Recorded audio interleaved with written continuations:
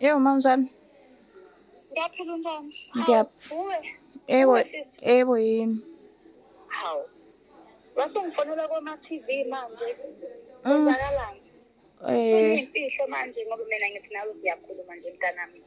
no siyakhuluma ma kodwa khona into engisaba ukukutshela yona njengomzali. Eh, ngeke ngikwazi ukukutshela ukuthi sengithanda ubani wakabani. Yabo ngoba vele anginawo umfowethu engixoxa naye so angikwazanga ukuthi ngitshele omunye umuntu esesayidini ukuthi ezongitshelela wena ukuthi ngithandana nobani. Oh, usuyathanda wena? Eyi Umncane kwenza kangaka usuyathanda? Ngoba ngiyaxola. ngithi nje mina ugxile esikoleni iy'ngxenye zesikole usuyathanda. Uzongitshela koma-TV ukuthi uyathanda. Angiyaxolisa ma kodwa kwenzekile and umuntu engimthandayo ibhosi yakho. So yingakho bengisaba ukukhuluma nawe.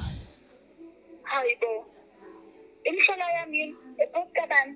Ibhosi yakho ma. Umnumzane? Yebo. Hayi bo. Uthandana kanjani nomuntu oshadile? Eh, Ushadile nje. ma ngiyazi. Umncane ukushiya ngeminyaka nkathi engaphezu kwa-15. Umncane nakanjena. Isibindi sakho sokumtshela ukuthi uthandana nobantu bami.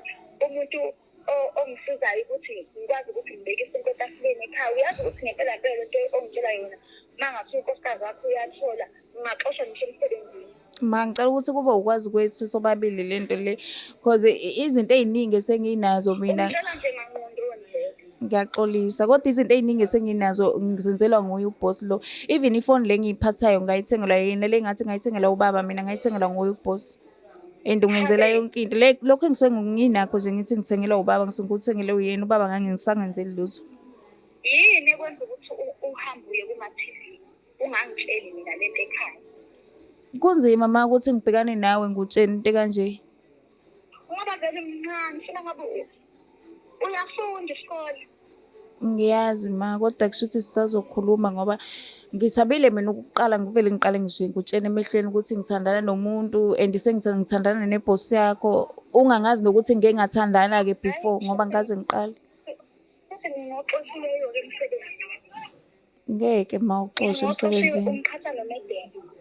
Ngikhatha nje nomedeni. Inga Iy'ngane zami lezi ey'ncane ngoba wena usuyaqoma. Iy'ngane zami lezi ey'ncane engazozithatha imali yokuzikhulisa ngoba ngisayikhulisa zona. Ingakho ma ngithe ngicela siyikhulume sobabili le nto ibe phakathi kwami nawe ukuthi mina sengithandana nebhosi yakho. Ingaze ifike kwifamily.